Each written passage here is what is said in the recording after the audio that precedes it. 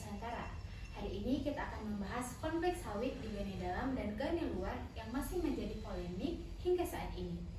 PT GMM Korindro klaim lahan warga seluas 8.000 hektar sejak 2011 hingga dengan saat ini, yang dimana belum terdapat penyelesaian secara mendalam hingga saat ini yang memicu demo patok HGU 2025. Pertanyaannya sederhana, yaitu apakah sawit Gane adalah pembangunan atau hanya bentuk dari kolonialisme agraria? Dalam data nasional dari BPS menyebutkan bahwa sawit sebagai penyumbang utama ekspor perkebunan. Namun, di sisi lain, Konsulario Pembaruan Agraria menunjukkan konflik perkebunan terutama sawit menjadi konflik agraria di setiap tahunnya. Nah, di sini kita hadirkan tim pro dan tim kontra, yang dimana dari tim pro terlebih dahulu akan mengemukakan pendapatnya terkait dengan kasus tersebut. Kepada tim pro dipersilahkan. Terima kasih kepada moderator. Nah, yang pertama dilihat dari kita tuh harus melihat dulu konteks makronya. Nah, di sini terlihat kalau misalnya berdasarkan data BPS ini, kelapa sawit itu merupakan komoditas ekspor terbesar di Indonesia. Jadi kontribusinya sangat besar terhadap PDB sektor perkebunan. Yang kedua, Kementerian Pertanian juga menyebutkan bahwa pembangunan pertanian modern ini bertujuan untuk meningkatkan produktivitas dan nilai tambah melalui investasi dan industrialisasi.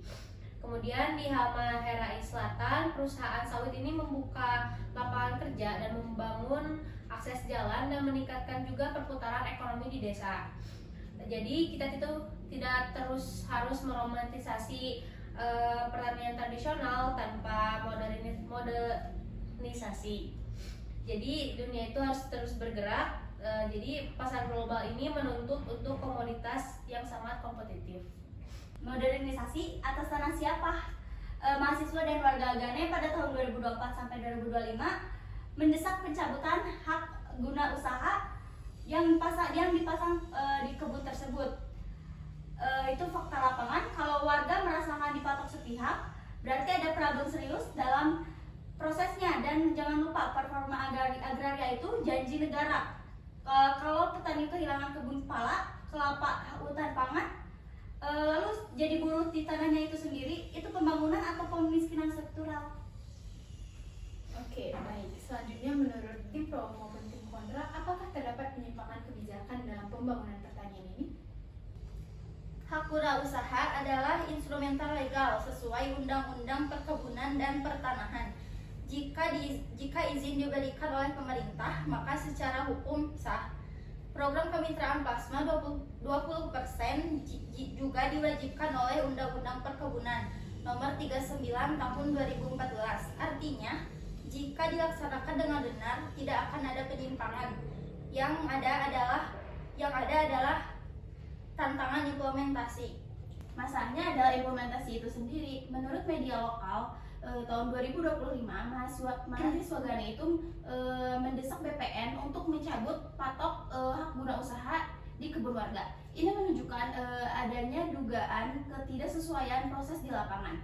Nah, prinsip pembangunan pertanian berkelanjutan juga tercantum dalam RPJMN dan kebijakan nasional, yaitu harus adil, partisipatif, dan tidak merugikan masyarakat lokal.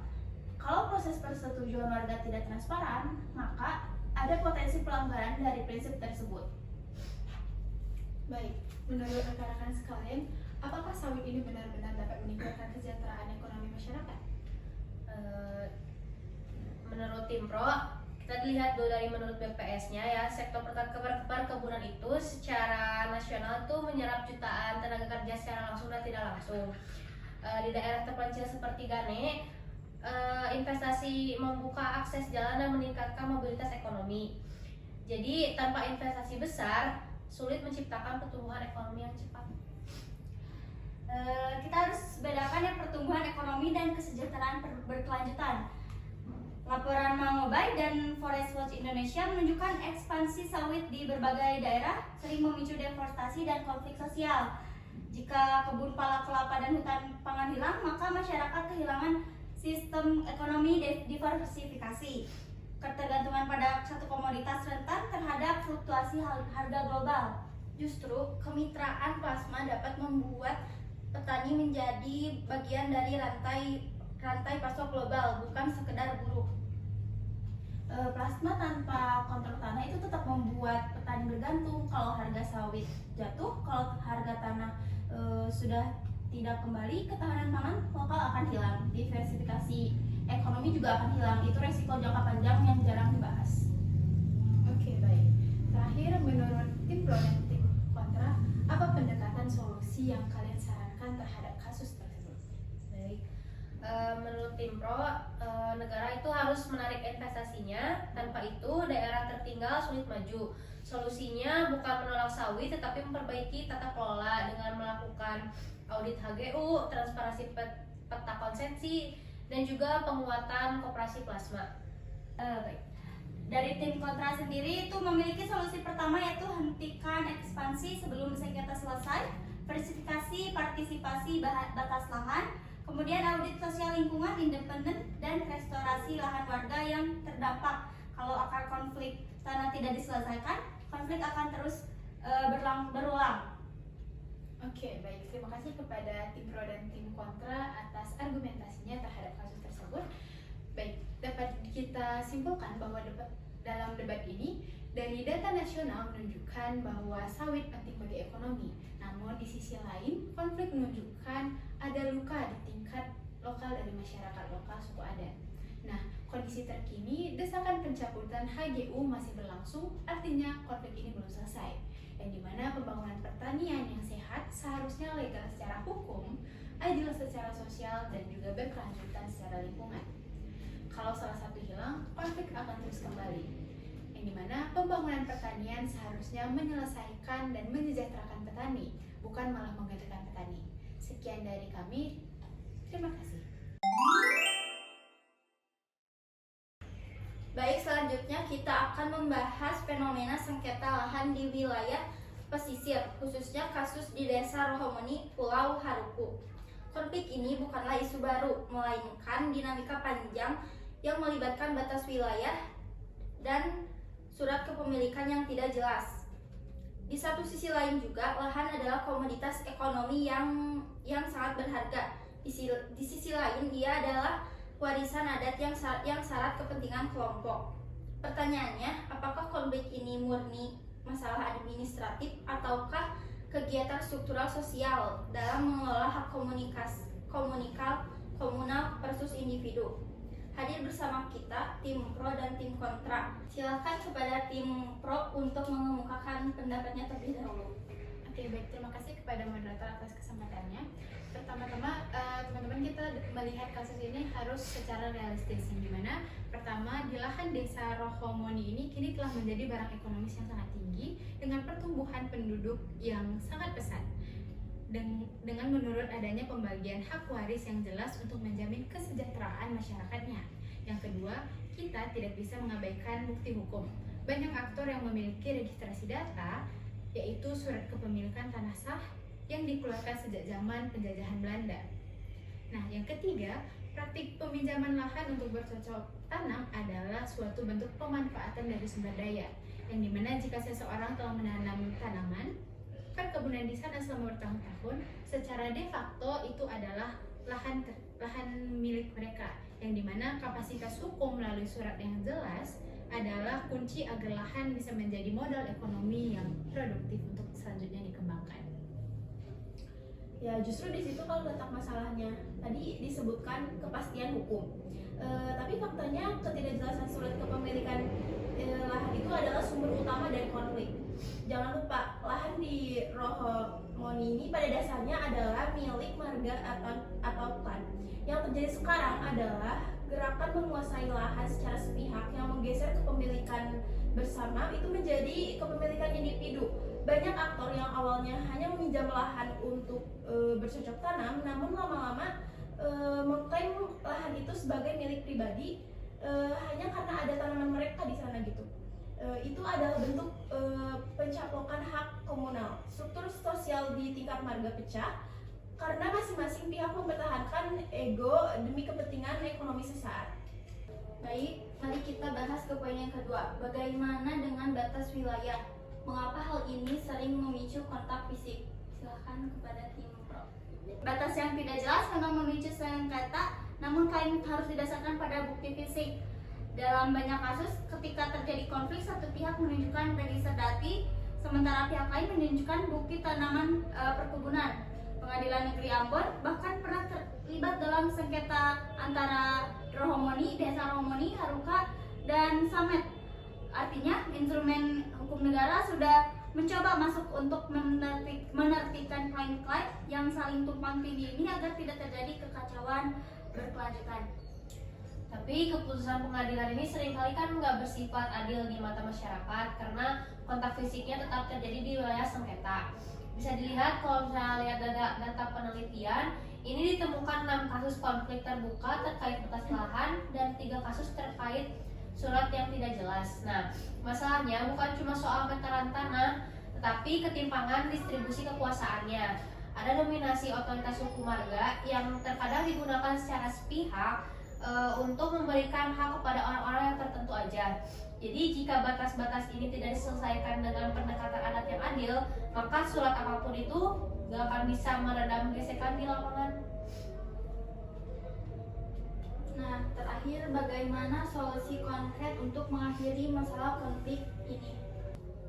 Baik, dari tim pro sendiri memberikan solusi yaitu formalisasi kepemilikan lahan, yaitu di mana perlu adanya penertiban administrasi sehingga tidak ada lagi surat yang tidak jelas dalam kepemilikan lahan. Selain itu perlu adanya peran dari pemerintah, yaitu pemerintah perlu bersinergi dalam mendata ulang atau mendata kembali mana lahan milik pribadi dan juga mana lahan milik marga, sehingga perlu diakui secara administratif dan terdapat bukti sejarah terhadap kepemilikan lahan tersebut. Baik, dari tim kontra, kami tidak setuju jika hanya formalitas. Solusi utamanya adalah penguatan aturan adat dan musyawarah. Konflik di Rohomoni ini pernah berhasil diredam melalui musyawarah antar masyarakat pada tahun 1981.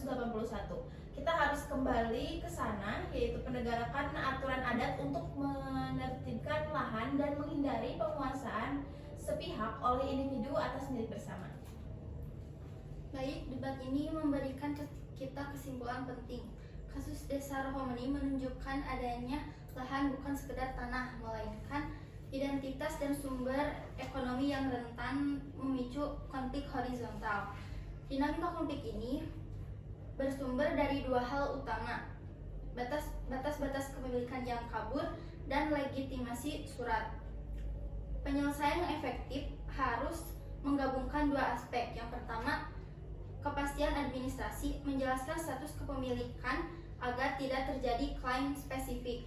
Yang kedua, kearifan lokal, yaitu melibatkan lembaga adat dan musyawarah untuk menjaga keutuhan struktur sosial marga. Tanah adalah warisan leluhur untuk masa depan, bukan komoditas untuk memecah persaudaraan. Terima kasih.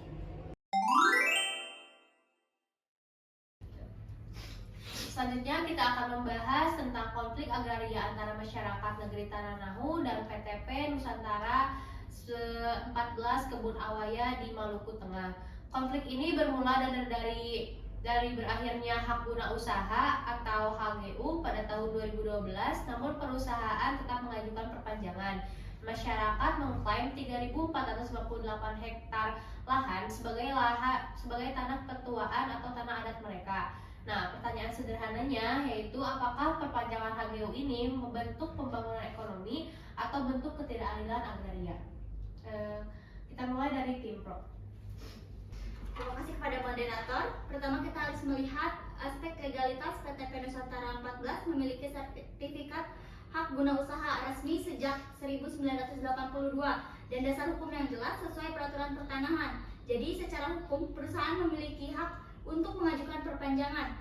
Kedua, perusahaan berkontribusi pada ekonomi lokal. Perusahaan menyerap tenaga kerja dan menggerakkan perputaran ekonomi masyarakat sekitar. Tanpa investasi dan pengelolaan skala besar, sulit menciptakan stabilitas ekonomi di wilayah tersebut.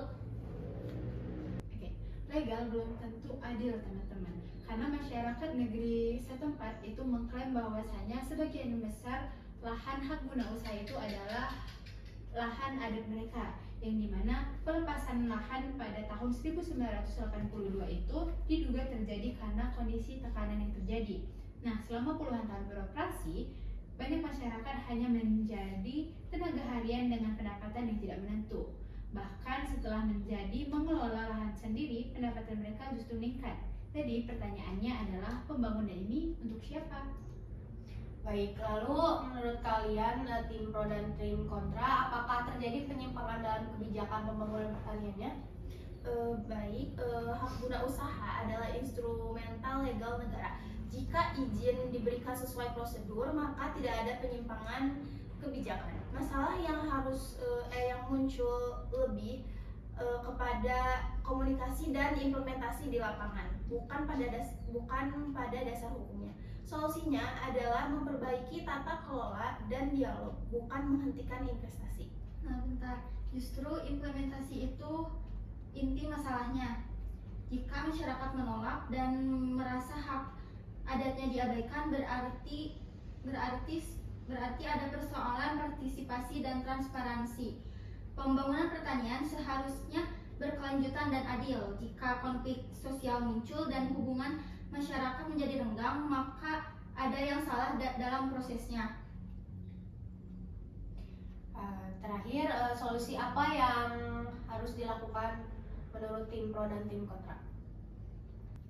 Baik, ada solusi dari tim pro, perlunya ada audit dan dialog terbuka antara perusahaan, pemerintah, dan masyarakat. Investasi tetap berjalan, tetapi dengan pengawasan dan transparansi yang lebih baik. Tidak, selesaikan dulu sengketa lahan yang ada.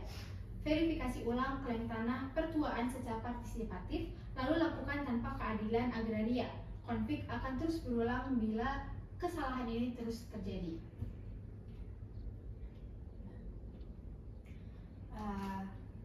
Debat ini menunjukkan kesimpulan dalam satu hal, yaitu legalitas itu penting, ekonomi itu penting, namun keadilan sosial juga tidak bisa diabaikan. Pembangunan pertanian yang secara sehat harus sah secara hukum, adil bagi masyarakat, dan berkelanjutan bagi lingkungan. Jadi jika salah satu diabaikan, maka konflik akan terus terjadi. Terima kasih.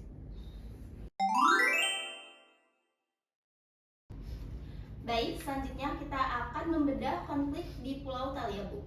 Jadi di satu sisi ada PT Adidaya Tangguh dengan izin resmi 22.332 hektar, dan di sisi lain ada suku Mang yang merasa ruang hidupnya itu dirampas. Apakah ini kemajuan atau pengusiran sistematis? Kita mulai dari tim pro. Baik, terima kasih interupsi sebelumnya. Sebelum kita mulai, kita bicara dulu tentang fakta hukum. Perusahaan ini punya izin sah dari negara berdasarkan Undang-Undang Kehutanan. Jadi ini adalah upaya hilirisasi mineral. Izin sah di atas kertas, tapi berdarah di lapangan. Anda sebut itu hilirisasi. Suku Mange menyebutnya itu perampasan dusun dan ginang. Kalian memegari tanah orang tua tanpa permisi. Tunggu dulu, lahan yang digunakan ini statusnya adalah kepemilikan negara. Kami membawa investasi, membuka jalan, dan menciptakan lapangan kerja bagi warga lokal Taliabu. Masyarakat harus modern, jangan mau tertinggal. Modern dengan cara mengemis di lahan sendiri. Sebelum perusahaan kalian datang, warga setempat sudah memiliki pohon kelapa, cengkeh, dan juga sagu yang menghidupi mereka secara turun-temurun.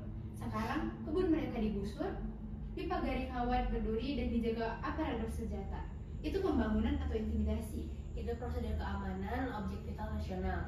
Jadi kami sudah menawarkan ganti rugi juga. Masalahnya masyarakat seringkali terhasut provokasi sehingga menolak negosiasi yang rasional ini. Rasional, menghargai tanah ulayat dengan harga murah itu tidak rasional. Anda tahu putusan Mahkamah Konstitusi nomor 35? Hutan adat bukan hutan negara. Kalian masuk ke wilayah SOA, unit adat, tanpa izin komunitas. Tarian Cakalele warga itu simbol pertahanan martabat, bukan provokasi. Tapi secara administratif, wilayah itu tidak terdaftar sebagai hutan adat. Saat izin keluar, kami mengikuti regulasi yang ada. Ekonomi daerah butuh suntikan dana besar dari sektor pertambangan ini. Jangan jadikan regulasi sebagai tameng kalian untuk menindas masyarakat setempat. Dilansir dari jurnal menunjukkan bahwa konsensi kalian masuk ke zona penyangga cagar alam Taliabu. Alam rusak, identifikasi suku Mangi hilang, apa gunanya uang kalau ruang hidup masyarakat setempat hancur? Nah, tetapi kami sudah berkomitmen pada reklamasi dan CSR. Jadi kita bisa cari titik tengah melalui kemitraan, bukan seharusnya gitu, bukan penolakan yang total gitu. Kemitraan tidak akan berjalan tanpa di lapangan. Cabut pagar itu, akui hak ulayat suku Mange. Baru kita bicarakan keadilan. Oke, tenang ya semuanya.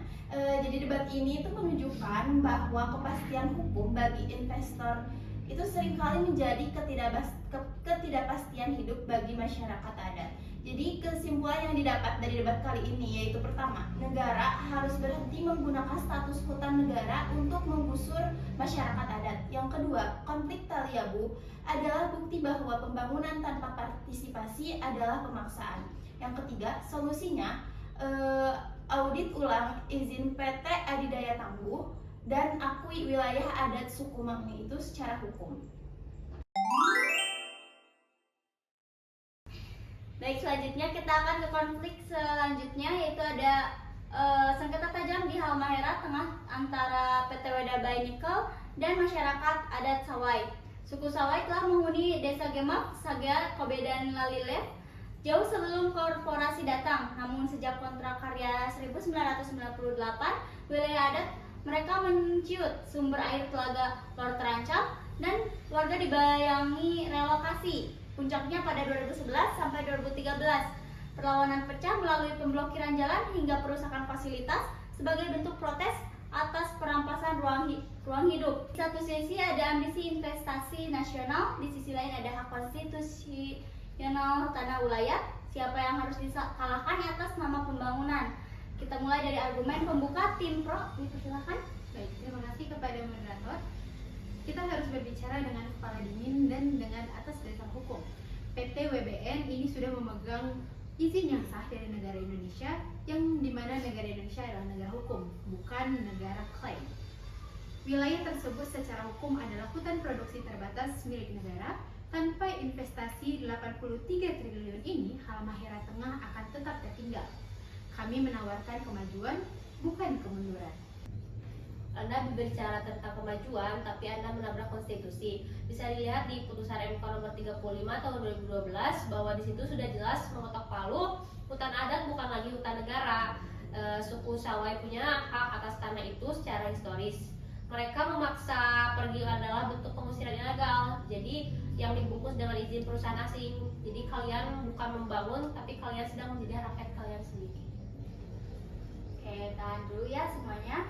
Mari kita masuk ke isu yang paling memicu konflik, pembebasan lahan dan harga tanah. Tim kontra silakan ajukan argumennya. Moderator, fakta di lapangan itu sangat menjijikan. Pemerintah menggunakan SK Bupati untuk menetapkan harga tanah. Masalahnya, SK Bupati itu hanya untuk pembangunan fasilitas publik pemerintah, bukan untuk perusahaan komersial asing. Ini adalah manipulasi hukum. Kalian membayar tanah kami dengan harga murah demi keuntungan triliun. Mana rasa keadilan bagi pemilik ulayat? Perusahaan sudah mengikuti standar yang ditetapkan pemerintah daerah. Jika masyarakat terus meminta harga di luar nalar, investasi ini akan mati dan ribuan orang lokal akan kehilangan pekerjaan.